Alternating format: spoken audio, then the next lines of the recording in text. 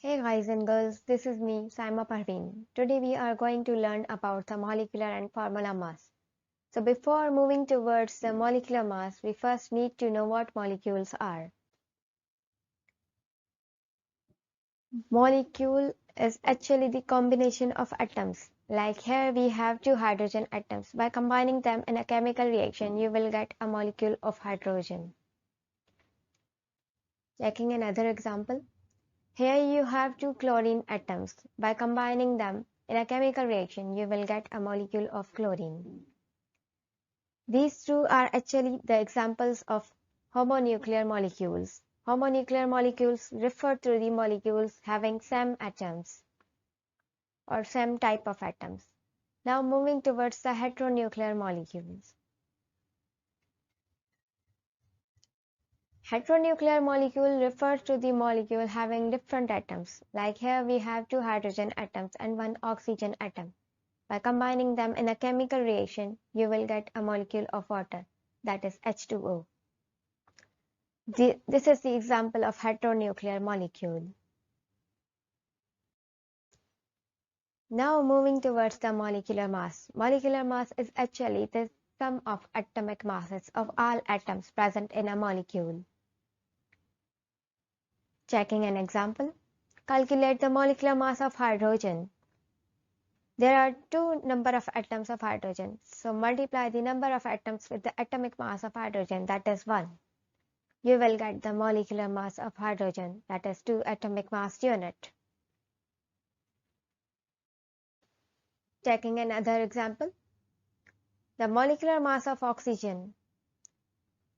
Here you have two oxygen atoms. Multiply the number of oxygen atoms to the atomic mass of oxygen, that is 16. You will get the molecular mass of oxygen, that is 32 atomic mass unit.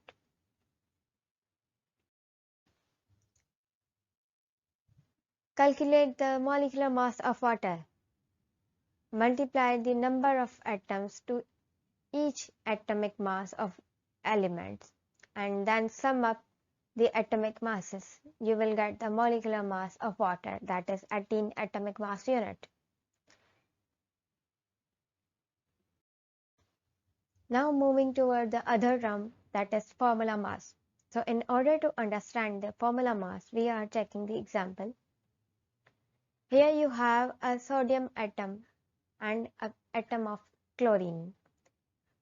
The atom of sodium is metal, so it always loses electron and becomes positively charged, whereas the chlorine always gains electron and becomes negatively charged.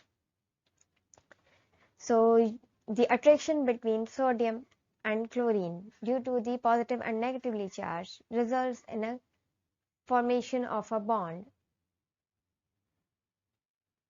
which forms the NaCl, that is sodium chloride.